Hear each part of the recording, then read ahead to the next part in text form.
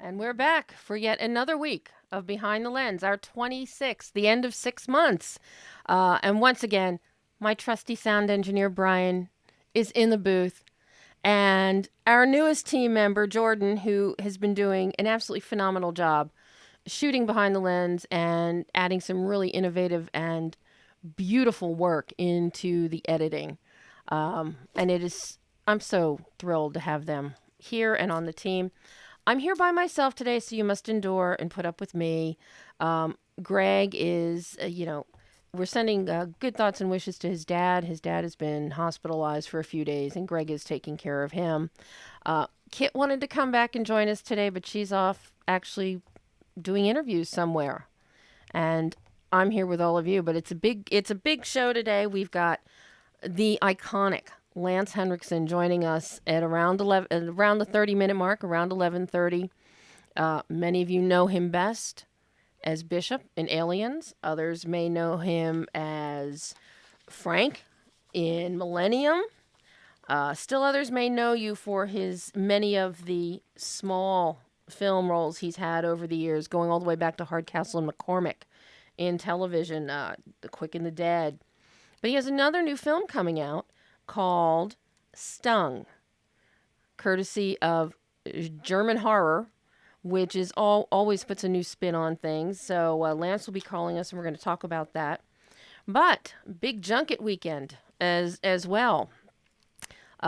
We endured Terminator Genisys gleefully. Let me tell you, Arnold is back, and the Terminator is back with a vengeance.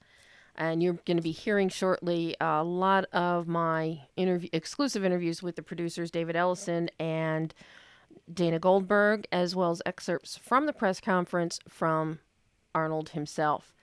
And if we get a chance, later in the show, we'll also be hearing about the film Me and Earl and the Dying Girl, which is expanded to more theaters over the past several weeks. It's growing at a small rate with the audience. It's a gem that everybody should see this summer. But we got to make room for it because, as I was just reminded once again by Brian, Jurassic World, he's cheering and squawking in the booth. Here, he's going to give you sound effects. Jurassic World number one. Yeah, Jurassic World. I'm sorry, I don't want to yell as loud as I did through the glass. No, that's okay. That's quite all right. But it's a hotly contested race between dinosaurs and emotions because once again Pixar's Inside Out pulled in, number 2 at the box office. And for anybody that hasn't seen it, see it. It is the best animated film of the year. Yes, it will be better than Minions. And Brian's giving me faces because he's very hot for Minions. Very hot. They're hilarious. They incorporate Spanish in their gibberish. It's the funniest thing to me because that's exactly how little Mexican babies talk. They're surprised and they say random Spanish words like the Minions. That was probably more than I needed to know, but I'm sorry. I felt like I had an input that. But I think no, the Spanish babies speaking gibberish. Okay. Or adults too. I live with a bunch of Spanish-speaking people, and we all speak gibberish. Okay. Well, what isn't gibberish is going to be what's coming out later this month on July 17th, and that is Ant-Man.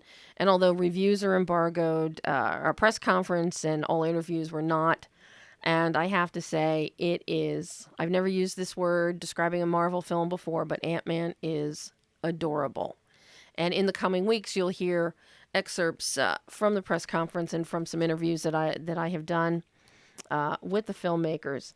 But trust me, it is adorable, and it is another film you need to stay to the bitter end of the credits because you got 2 Easter eggs that will be popping up. But before we even get to Ant-Man on July 17th, opening up on July 1st, we have Terminator Genisys. And I got to tell you, after the last two Terminator movies, I would have declared the franchise dead and buried, never to be resurrected again. What has happened with Skydance, production company Skydance, producers David Ellison and Dana Goldberg, together with director Alan Taylor, screenwriters Patrick Lussier and Laeta Kalogridis, they have resurrected Terminator Genisys, and it is back. It is glorious, and dare I even say that I would probably rank this, if I were ranking all the Terminators, I'd have the original Cameron version of 1984 as number one. I would actually make this number two in quality of the Terminator franchise. A temporal nexus is opened up. It is absolutely fabulous. But let's hear what the Terminator himself had to briefly say about, being the Terminator, because the Terminator in Terminator Genisys goes through we have 7 different timelines. The temporal nexus is opened wide open with this film, and it allows the screenwriters and the director and the actors to really hit their marks on so many levels. And notably with Arnold, because of the fact that, and we're talking Arnold Schwarzenegger, for anybody that doesn't realize that, he ages. We've got 1984 Arnold, 2017 Arnold, 1993 Arnold, 2029 Arnold. And you've got to bring nuance. You have to bring something to the different ages of the character based on their life experiences. And here's briefly what Arnold had to say about that. So there's obviously a major conflict between the two when they meet. And that's what creates them this huge, epic battle. And then, of course, the Terminators, depending on how long they've been around, some of them are just straight Terminator, as the one from 1984. But then the one that has been around longer, he has already adopted certain human behaviors. Subtle. And so from an acting point of view, you have to really be very wise the way you use that and how you get that across. That he has certain human behaviors and he does have certain feelings and stuff like that, but also it creates great comic relief when the Terminator tries very hard to be like a human and he fails miserably.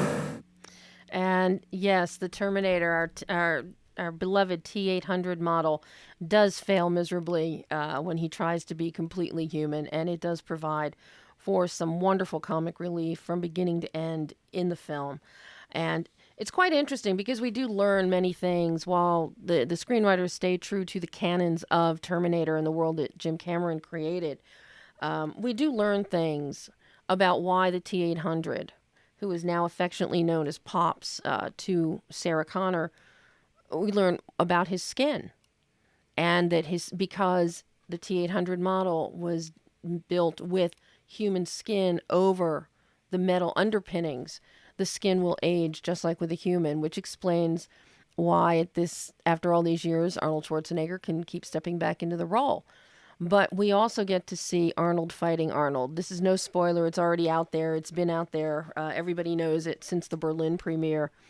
And thanks to the magic of movies and a lot of training by Arnold himself, a bodybuilder that they pitted him against, and then through computer generation, did the 1984 Arnold face and then fine-tuned some of the body. It provides some of the greatest jaw-dropping, eye-popping moments of the film to see Arnold fighting a naked Arnold, which in and of itself is a good reason to see the film. But I had a chance during the press conference to specifically ask our screenwriters and director Alan Taylor about the temporal nexus of the film and what that does for them. And listen to the exchange that we had with that. My question goes out to Laeta, to Patrick, and to Alan. You really open up the temporal nexus with this film, and you can go anywhere and do anything. What kind of challenges and advantages does that present for you as screenwriters, and for you, Alan, as a director, when you are putting the visual tone to what's on the page? Well, I start with this is a very important thing to me, I think, which is that if you are looking at it as the temporal nexus, which is branching out into alternative timelines, nothing that's in canon is changed. Those other timelines are preserved and they remain. We're on an alternate universe timeline, so we are not negating anything that came before us. We are hopefully just adding to it and creating another storyline with the same core characters. And probably the biggest single advantage of that is that you're not asking the audience to put aside anything they've seen before. You're asking them to incorporate it and imagine, okay, well, here are characters that you know and love. What if you saw them in a different situation?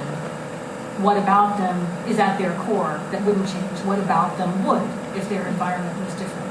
If you put a machine, and in some ways we're sort of expanding on the idea of the learning chip, which ironically everybody knows about, even though the scene itself was cut out of the second movie, but everyone knows about it, even though we didn't talk about it in this film. You take a T-800 model with his learning chip turned on and you put in there. And he's in the middle of humans for decades. And he's going to change.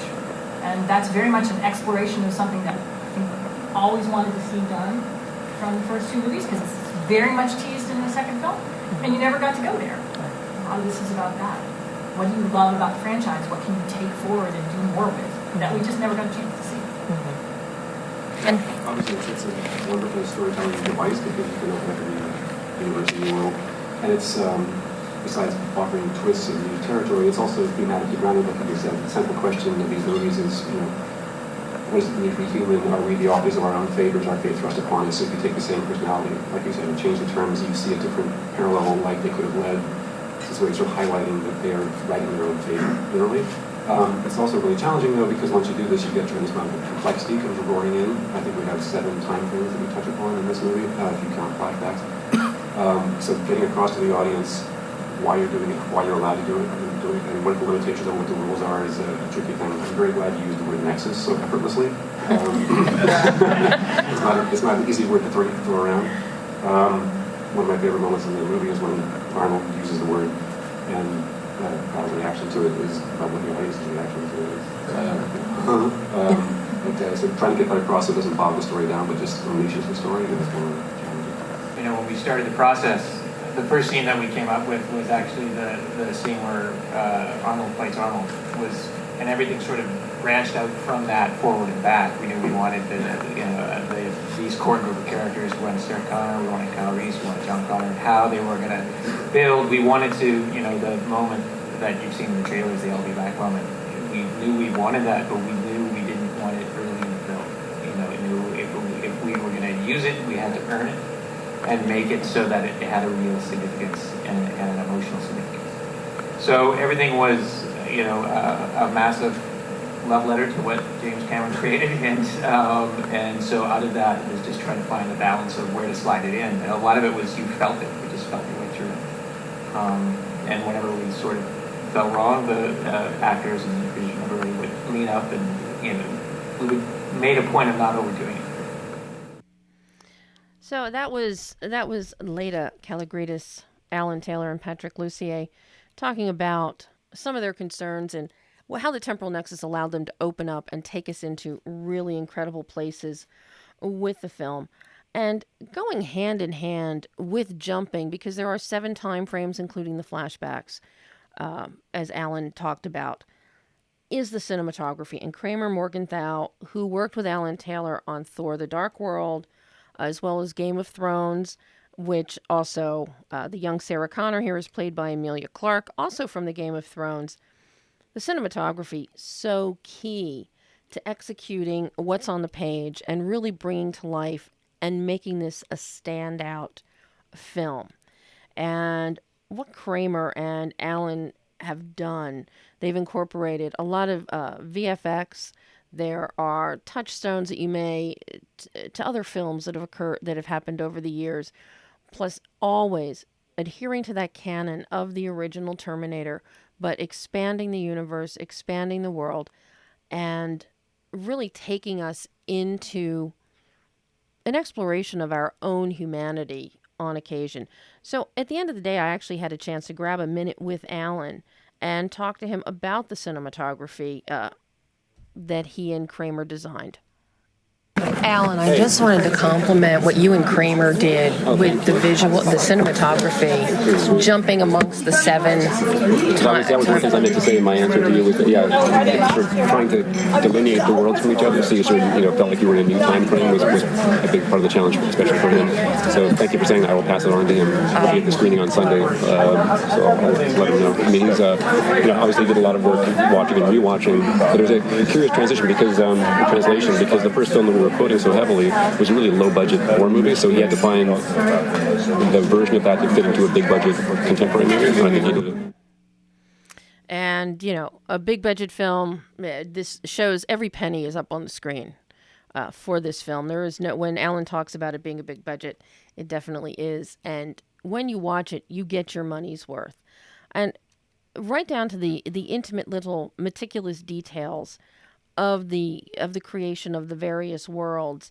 I have to give a shout out to the prop master Diana Burton and weapons master Harry Liu, who not only incorporated technology but weaponry into all of their work, and working with Kramer and what would be, it has to be visually appealing, it has to be effective, it has to be something that Amelia can lift in many cases, because she's a slight, tiny little thing who is larger than life on screen.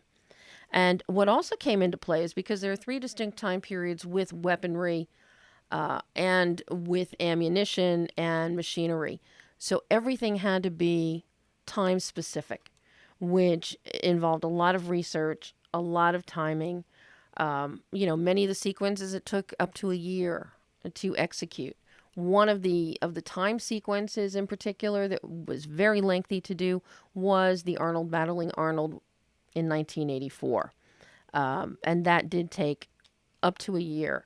And according to the producers, the final color correction of this film was not done. They had a drop dead time of midnight, and it was finished. The film was ultimately finished at 12:03 before it had to be ready for the premiere in Berlin.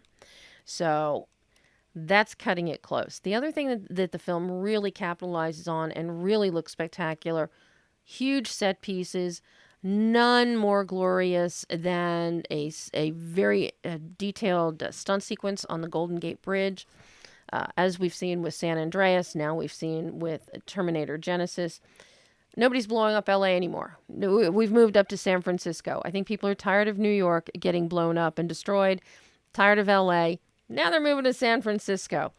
But there is this breathtaking, death-defying sequence on the Golden Gate Bridge involving a lot of harness work for our actors, for Schwarzenegger, for Emilia Clarke, for Jason Clarke, for Jai Courtney. And Jai is no stranger to harness work.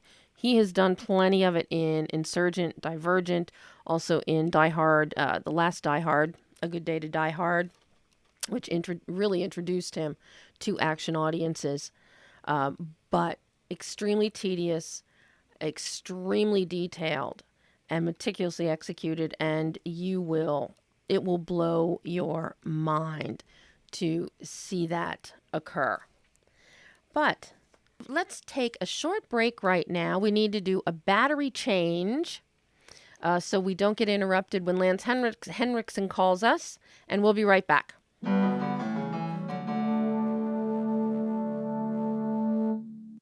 Behind the Lens is sponsored in part by the Culver City Observer.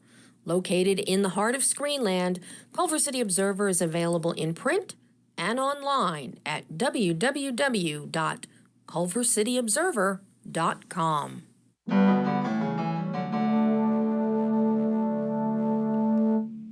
And we're back, and we're talking about Terminator. But before I get back into more Terminator Genisys, I just want to say I love that PSA that we just ran, the ad council on shelter dogs. Shelter pets, the very best, the only way to go when you're getting a pet. And ironically today, there is a lot of turmoil going on in LA right now about how some shelter pets are cared for. But visiting all the time just because it's fun to do, I can say that for the most part, they are well cared for, but they would be cared for better in a home. So I'm very happy that I got to have a shelter dog PSA. Thank you, Brian. But getting back to Terminator Genisys, talking about the weaponry, Arnold had a lot of say into the weapons that are used in the film and that are created. Starting which, the Remington 1100, which is used in the 1984 sequences, and then in the 2017 sequences, much more stylized with the M3 and M4 Benelli shotguns, which, when you see them, are absolute stunners. Similarly, for Emilia Clarke, because of her petite size, they had to find things that she could, handle. One of which, because she's also time traveling, is 1984. She's doing a 50 caliber Beretta. All told, by the end of this production, they're guessing that there were over 500 weapons, different weapons on set, including the specialty ones, rubbers, replicas, and actual collectible pieces. They actually have some real armory included within the film as set pieces. So a lot of work, a lot of the detail, and you do see it, and you see it even better in the IMAX 3D. I am not a huge fan of IMAX as a rule, but Terminator Genisys is one film that you really do want to see it in the IMAX. You want that experience. And we're going to get into that in a little bit with what our producers had to say about that. But first, I want you to hear what they had to say to me in our exclusive interview about resurrecting the franchise. With the temporal nexus, there's so many possibilities. Obviously, sequels are anticipated by those of us that have already seen the film, by many of you out in the public that are going to see the film when it opens on July 1st, but also for the producers, for Skydance, for Dave Ellison and Dana Goldberg. They're hoping for sequels because of what they have now brought back to life. And here's what they had to say. That is completely up to the audience. That's we up to you. really hope so. But yeah, when we first set out to make this movie, we knew very early on that we wanted to do something. We wanted to be wildly respectful to the canon in the first two original Terminator movies. But we also wanted to be able to stand on our own 2 feet and take the audience to where they had never been before in a Terminator film, because Terminator 1 and 2, they exist. They're perfect movies and you can see them. There's no need to remake them because they are perfect movies in their current incarnation.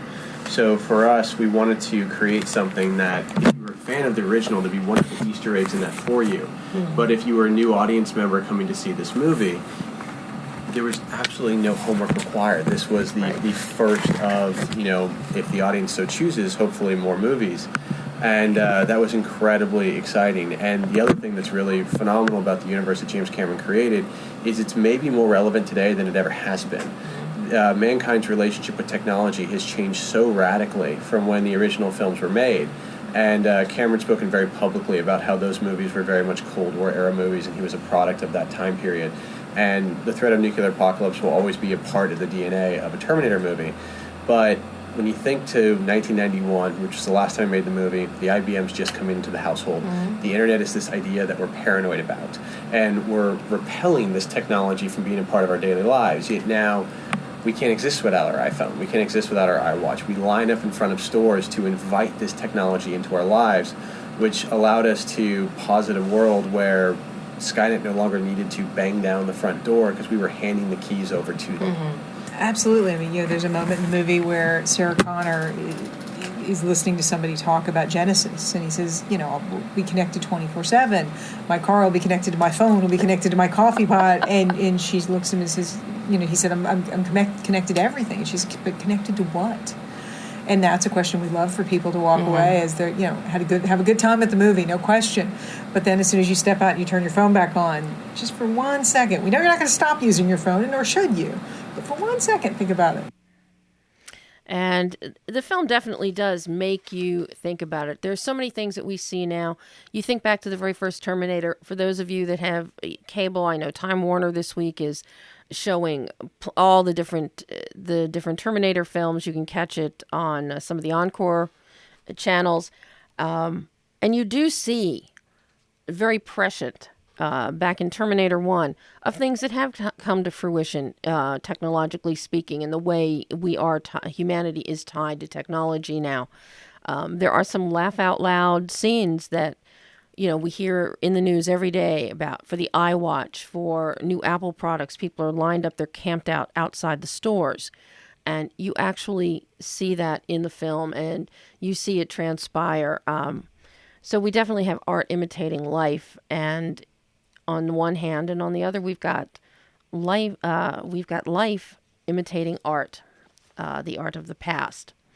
But there's also a great emotional shift that takes place in the film, and a lot of it is captured through Jai Courtney and Jason Clarke. Jason steps in as John Connor. Jai Courtney is the wonderful Kyle Reese. And I have to say that Jai, as Kyle Reese, he puts Michael Bihn's Kyle to shame in the original. So, it's definitely something to see here. But in terms of the emotional shift, casting became a very difficult problem for the producers, for Alan, and especially with the men. Amelia was also tricky. But here's what they had to say about casting. We were very fortunate that we had previous relationships with both of them. We were fortunate enough at Skydance to make a movie a couple years ago called Jack Reacher. And Jai Courtney was the lead villain in that movie, and he was 56 on the call sheet, but we could not take our eyes off of him. He was incredibly talented. And but we ran a really lengthy casting process, and to give you an idea how dedicated Jai was to getting this, he was shooting Unbroken at the time, flew back to the States for less than 24 hours to test with Amelia on his only day off, and then flew right back to continuing shooting. And when he did, you literally read his first take, we looked at each other and said, he's Kyle Reese. And then with Jason Clarke, I got to know Jason through my sister. My sister made a movie called Zero Dark 30 with Jason. And that was the first time I saw him, and I was wildly impressed by just how phenomenal of an actor Jason Clarke is. He's, as you said, he's so layered. He has so much depth. And we got lunch the week afterwards and said we have to find something to work on together. And so when we were developing John Connor, we were always hoping that it would be Jason Clarke.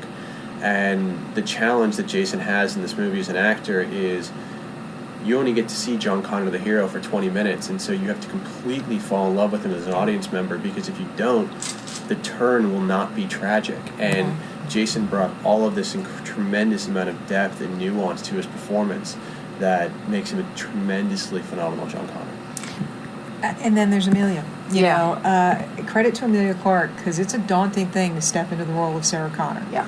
You're playing a feminist, iconic action heroine, and she'll say that she watched T1 and T2 quite a bit while she was auditioning, and then once she got the role, she stopped watching them and read our script and realized that we were looking for a different Sarah Connor, and it's a Sarah Connor that she had to make her own. We didn't want her to mimic Linda Hamilton, because our Sarah is a very different person. Linda Hamilton, while both T1 and T2 are Sarah Connor, they're very different characters. The Sarah in T1 is an innocent, and this thing comes crashing into her life.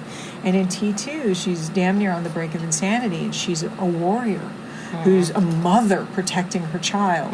And then there's our Sarah Connor, who lives a completely idyllic, normal life until she's 9 years old and her parents are murdered in front of her. And this machine shows up and says, I'm going to protect you forever.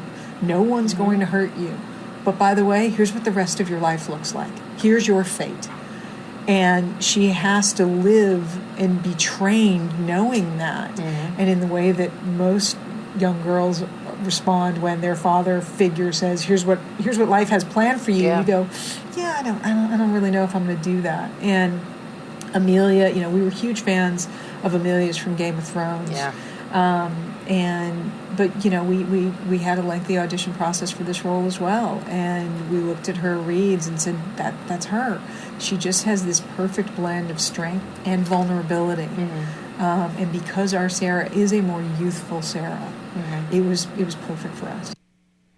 Well, and I have to say, following up on what David was saying about Jason Clarke, and those emotional layers. If you really want to see a standout performance from Jason that's very quiet, very tacit, but very strong, see A.J. Edwards' The Better Angels, where Jason plays a young Tom Lincoln.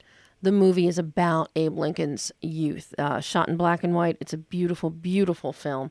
And Jason Clarke really, it's quiet strength that he brings to his performance. It's a beautiful balance to what we see him bring forth here in Terminator Genisys. Another outstanding casting coup here, which is one of the highlights of the film, is J.K. Simmons. Everybody knows J.K. Simmons now, Oscar winner. I don't think he ever thought that he could call himself that. But his character is in two timelines. He is a Sergeant O'Brien back in 1984, and now in 2017, he is a police detective, and he is sure that people have time traveled, that something is going on, that something from 1984 has happened in 2017. He is a pure delight. He is funny. His screen time is brief. It essentially sets off the third act of the film. But as O'Brien, you absolutely love him. And the connection that he has with Emilia Clarke and with Schwarzenegger it's magical when you watch them. And you get Simmons and Courtney together in a couple, dialogue exchanges. And it's laugh out loud funny, which you don't expect in a Terminator film, let alone Terminator Genisys. And I have just gotten multiple emails here that we are just waiting now for Lance Henriksen to call in. It should be momentarily now. So I'm just stalling for time at this moment. I admit it. While we wait for him to call. But you'll be hearing more on Terminator after our interview with Lance when the call comes through. And there's a lot that the producers have to say about the emotion of the film. And there's a lot going on about parenting, which you wouldn't normally expect in a film like Terminator. But what's also interesting is that we see that same parenting kind of thread and parental-child relationship when you see Ant-Man come July 17th. And that's something we'll be talking about next week or the week after with Ant-Man, is the parent-child dynamic. It is absolutely incredible, and it is the basis. It's the heart of the film. And it's nice to see these films that are taking a step back, and they are focusing, these tent poles, they are focusing on story, they are focusing on heart, they are focusing on emotion, and the performances, the casting, a lot of thought is going into them to achieve those right layers and those right emotions and the all-important chemistry to establish them. In Terminator, you'll see there are some beautiful sequences, and you'll hear Dana Goldberg talk about them, where very quick cuts to just seeing crayon drawings that Sarah Connor did as a young girl of her and the man she calls Pops, our T-800 Terminator.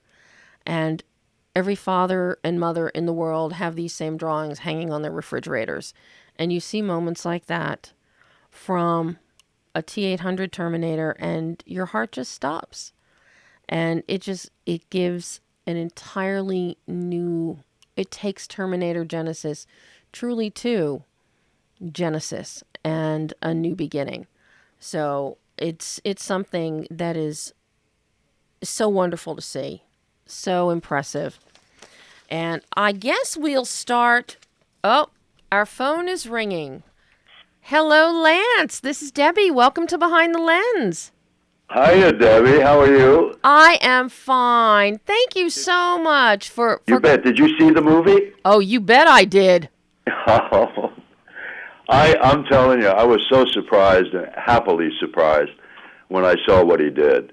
The director, Benny. Oh, Benny did. You know, there's something about I think it's the roots of the German horror film. And anytime you get Germany involved in a horror film, you always get something that's really cool and different. Well, not only Germany, but the youth of America. You know, I mean, the youth of the world, they're starting to tell their story, through all of this stuff. You know what I mean? Oh my, absolutely. I mean, and this film, it's like there are nods to, of course, to Aliens, to Men in Black, to Texas Chainsaw. There are iconic little visual touchstones throughout the film, while it still opens up this whole new world. And I got to say, there is no better way to get stung than to watch Stung. My biggest fear is that there's going to be a rush on people starting up catering businesses after this. That's very well, now the secret there is get yourself as the spokesperson for them and get a percentage. Oh boy, I tell you, I when I saw it, I was so entertained. It was relentless. Kids are going to love it. You know what I mean? There's a lot of good humor in this, and his, there's a sensitivity to what he chose. The level of humor is really quite good. It really is. And very sophisticated. It is, and there is something for everyone. There's some laugh out loud funny humor that you get it right away. And a lot of that is your visual humor. But then there's intelligent, smart humor built within the dialogue, within the character dynamics. I mean, your character of Carruthers, this lovely politician. It was my favorite thing to get back at what the only way to get back at injustice is through your art, really. Mm-hmm. And a lot of politicians really bug me. And so I thought, I want to play him as a total alcoholic, a guy who's not going to get reelected, doesn't know what to do. And he's not ashamed. He's just, if he got reelected, he would drudge on through another term, right? Mm-hmm. And so here he is. He's like caught up in this thing. And all he's thinking about was, wow, that looks like a good Malbec. And I'm like, he would have a good glass of wine. That'll take care of everything. That was, for those that will be seeing the movie, there's a great sequence after these mutated wasps attack, and the survivors are down in the basement. It's a wine cellar. And Lance's character, Mr. Carruthers, forget about the wasps, forget about being in a basement. There is some really cool wine down there. And the matter-of-fact way that you just approach it, Lance, was just so delicious. And I did laugh out loud in the theater when I saw it. Oh, good. I'm glad. Yeah. Oh, my. Look at that wine. Yeah. And, of course, I kept thinking, ooh, wish I were there to have it, too. Yeah. I know. But, It's just, the movie, I think, is really going to do well. These are one of the happy moments when you have a group of young guys that came out of film school together to decide, we're going to risk everything and make a movie. And here it is. I mean, I'm really happy for them. I mean, it just, it belies a first-time effort. Right, right down to the poster. I love that poster. Oh, the poster is just incredible. Isn't it? Oh, yeah. It harkens back to something you would expect to see from Universal's glory days. I know. Just beautiful. But, Lance, I want to ask you, because I saw you last year in the lovely little gem Road to Paloma, Jason Momoa's directorial debut as Agent Kelly. You do voicing. You voice Transformers animated cartoons. You did an adorable animated thing, The Dog Who Saved Halloween, some time ago. What do you look for? Because I know you go all the way back to the early days. You started out in Ryan's Hope in soap operas. Did you see that acting? That was over the moon. That broke the acting meter. It was the hammiest character you could possibly be offered. And you were on for a while. 4 shows. And then I said no. They offered me a contract, and I said, if I'm a very young actor, and if I get on Ryan's Hope, I'll learn every bad behavior in the world. I didn't want to do it. But just because it's so quick, and so I wasn't ready for it. Well, and you moved into, and I think you did it very smartly, you moved into a lot of episodic television. You were doing Cagney Lacey, you did Hardcastle and McCormick, things along that, while you picked up more film experience, notably when you went into The Right Stuff as Wally Schirra, which... Cagney and Lacey was a good show. In fact, the the CIA used it as a training thing for hostage negotiation. And I was a hostage negotiator, so I felt really proud of that. Wow. Yeah. Wow. But you know what? It's all a great deal of luck and timing when things are going to happen. We're all lucky, and we're all hopefully in the right place at the right time, you know. Well, you know, speaking of luck and timing, how fortuitous is it that right now we have, not only are you in another film coming out, Stung, but, you know, a franchise that you were a part of at the beginning is being resurrected on Wednesday, Terminator. Wow, yeah, I know. There's a few of those. There's going to be an Aliens again, too. But there's another thing. I have 4 movies coming out within the next couple of months. You work harder than anybody I know, and you pick these little... Tell me all 4 that are coming out. You know what? There's one called Monday 11:01, which I think is going to be a really knockout film. And then I've got Harbinger Down is coming out. And then what else have I got? Oh, my. Oh, I know. And then you have many more that are still coming up in production. Yeah, they are. Yeah, I'm leaving to go to New Orleans next week to go do Badlands. Ooh. And then I have a movie right after that. So I'm really very busy. But look, if I could play a guitar really well, I would spend the rest of my life on a street corner playing music. I really would. I can't play a note, but I would. And likewise, I really love acting in the sense that it's like music. I really love getting on a set and working with all new people and having that chemistry going. And it's good. It's a good thing. Is there anything in particular that you look for, as busy as you are, when a script comes across your desk? Oh, yeah. I mean, what's important is, does it resonate with me? Is there a way into that story? Or am I just going to be a kind of cliche, serving the film and then leave, you know? So I'm looking for ways into the story so it resonates and I can bring something to the table. Otherwise, why do it? I mean, I'm not starving. Do you, out of all the characters you've played at this point in your career, with many more... Oh, here it comes. What's my favorite? It's the last one. It's always the last movie I did. That's my favorite. I was going to ask you, what was your least favorite? Oh, no. Oh, really? Oh, you want to dig in the dumpster? Okay. Well, let's see. I can't go there. It's really, it would be cutting somebody, and I don't want to do that. But maybe even a group of people. No. But well, you've been alone. So I have a phrase that's really true. If I've done so many films that if I carried a piece of every one of them with me, I would end up like psychotic. So I really approach it like a cat leaving a cat box. It doesn't look back. It just does it and goes. And then hope for the best, because once I'm done and they say, and that's a wrap for Lance, I have no control over anything. Mm-hmm.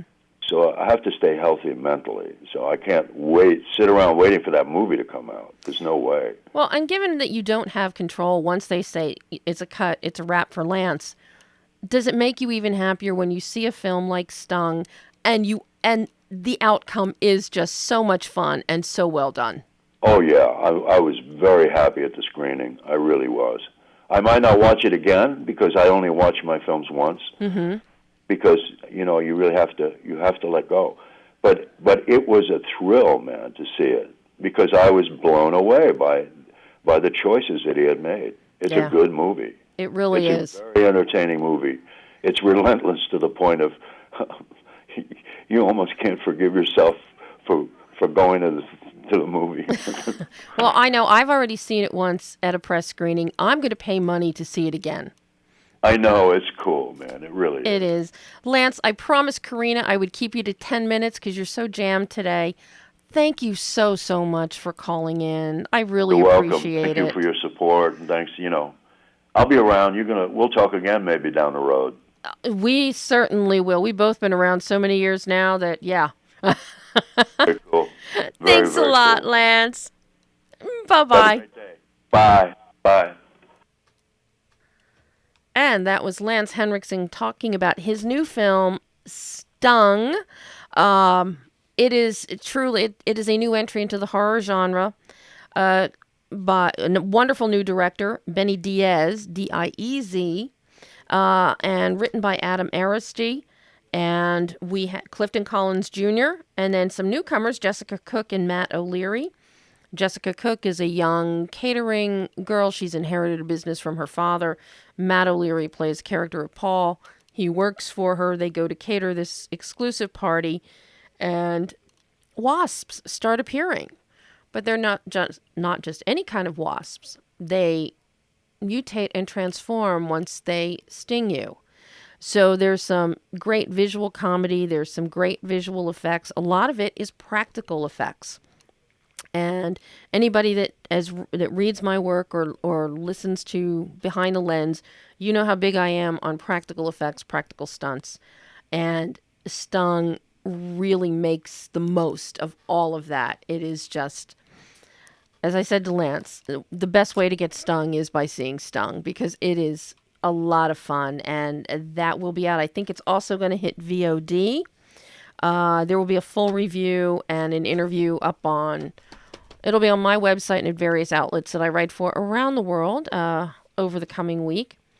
But, so, let us get back to Terminator. And, of course, our lovely segue, since Lance he did play the original detective Hal Vukovich in the 1984 Terminator. So, seems appropriate. We're talking about Terminator Genisys today, and we got to have a few minutes with Lance Henriksen. So... moving onward, and we're talking about the emotion and the parental development and the humanity that comes out in Terminator Genisys. It was something that was very important to David Ellison and to Dana Goldberg. And here's what they had to say about the issue of Terminators and humanity. Yeah, there's an incredibly beautiful piece of voiceover in T2 where Sarah Connor's talking about how the Terminator is a better father than any of the would-be fathers that have come in and out of John Connor's life. And the idea of the learning processor was something that Laeta and Patrick gravitated to immediately. And the notion that Arnold's character has been living amongst humanity since the 1970s, it really allows you to beg the very fundamental question of what does it really mean to be human? And hopefully if you find yourself emotionally engaged in him the same way you would empathize for a human being even though he's a machine, hopefully that becomes the answer to the question in the movie without wanting to give away how it ends. We've spent many a day talking about what that period of time was like when Pops is taking the long way to get to 2017, what his day-to-day life would have been like. And we always loved the idea that this machine felt the need to hold on to these souvenirs, to hold on to these memories, these tangible things to remind him of Sarah. We always just thought it was a beautiful idea. Yeah. And those tangible things are the crayon drawings and the Polaroid Instamatic pictures that I mentioned before our interview with Lance Henriksen. And they are so charming. They are so heartwarming.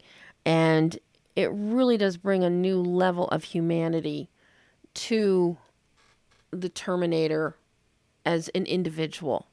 And it's very interesting to see the new upgraded models, the T-1000s, which are slick and super cool and high-tech and look like molten silver as they transform. But your heart always goes back to the original, let me tell you. But now here we've got a film. We have producers that are so well-versed in sci-fi, action, fantasy. They've tapped into the zeitgeist. They've tapped into all of our heads, all of our hearts. So I asked Dana and David, what is it that you think drives the public to keep them wanting more of franchises like the Terminator, like Star Trek, these big tentpole films that take you to places to boldly go where you haven't gone before? I think it always comes back to story and character. Sometimes people will comment and just say something's an action film in a very sort of pejorative sense. Yeah. Just because it has things that explode or has great visual effects doesn't mean that it needs to be devoid of a story. Mm-hmm. And nobody did that better than James Cameron in both T1 and T2, because they're these incredibly masculine films. Mm-hmm. Big action, big visual effects, big scares. And yet at the heart of both of them is the emotional character story. T1 is a love story. It simply doesn't function as a movie without the line, "I came across time for you, Sarah." And T2, as David was saying earlier, is really a love story between a father and a son. Mm-hmm. And so for us, both in this movie, frankly, and all of the action films we work on, you want it to be about story. You want it to have real characters who have real emotions that you can relate to. Just because you're doing a tentpole, yes, we want to take you to another world. That's the fun of the movies. But within that other world, you always want to find something relatable. Mm-hmm. And I'll just go to dovetail into something that Dana said at the end. I mean, at Skydance, on the film side, we only make action, adventure, science fiction, and fantasy movies. That's what we all love. But one of the things I think is when you look at how the business is evolving, those are the movies that when you go on a big screen, they can really transport you to places that you can't go in your daily life. They can take you somewhere that a television screen just can't do the same thing. Mm-hmm. They can really transport you onto worlds. And when you sit in a dark room with a bunch of strangers and watch a movie like, Star Wars or Star Trek or the first Back to the Future or whatever your favorite film might be, the original Jurassic Park, there is no experience like it, and the large screen format is made for these types of stories, and there's no place else better to get them than at the movie theater. Yeah, and I love what David said, because years ago, back in the golden age of Hollywood, back in the 30s and 40s, and all my TCM party fans and friends out there know this well. The reason you go to the movies were created for escape during the Depression. It took a presidential order mandating happy movies be made so people can escape, so they can be transported. That's how Shirley Temple got to be the #1 box office star, because of singing, dancing, and her mop-top cuteness. And it's still the same today, and I'm glad that David Ellison, who is on the younger end of the filmmaking forefront in terms of producers out there today, he believes in that transportation, transporting yourself, transporting your emotions, and going into other worlds, escaping to somewhere that you haven't experienced before. And hand in hand with this are the big set pieces that we get in films like Genisys, that we get in the Mission Impossible movies, that we get in Star Trek movies. And with those, the decision has to come into play. Do you make this intending it to be an IMAX 3D? Do you make it just intending it to be seen on a 2D standard screen? Because there's time, there's money, all of that comes into play. So, when they have to make a decision, what do? Do they look at the big picture or settle for the smaller picture? IMAX 3D is my favorite format. It is the #1 reason to go to a movie theater. It's we've been fortunate enough to be able to do a lot of movies in IMAX, whether it be Mission Impossible Ghost Protocol, Star Trek Into Darkness, Terminator, and then Mission Impossible Rogue Nation next. And there is absolutely no substitute. When the top and bottom of the frame opens up and you're looking at the big screen, you are transported there in a way that no other format does that for you. And as James Cameron created on Avatar, that type of 3D, which really is an immersive experience where you feel like you can actually touch the world around you, makes the experience for the audience member that much better. And for us, we do everything in IMAX 3D if we could. And I know with those words being spoken, there are many of you out there right now going, oh, please say no, say no, say no. No, David it's adamant, the right kind of film. For their kind of film, IMAX 3D, is when it's done as well as Alan Taylor and his team have done Terminator Genisys, by all means, I'm all for it. But not every film needs to be done that way. And that's where you have to be cautious and you have to be judicious in your filmmaking decisions. So, Yes, I know. Brian's giving me the rap. So that is it for today. Next week, Greg hopes to be back with us. We're going to hear some of my interview with James McTeague about working with Pierce Brosnan again on his new film, Survivor, where Pierce plays a bad guy for a change. Hopefully we'll hear from Sheldon Lettich about his work on the wonderful heartwarming Max that's out. And of course, Ant-Man and The Gallows. So Jason Blum and Blumhouse fans will be really happy to hear about that one. So until next week, it's Behind the Lens. I'm Debbie Lynn Elias, MovieSharkDoubleur.com. Find me at 150 outlets, printing online around the world, and right here every Monday at 11 o'clock on Adrenaline Radio.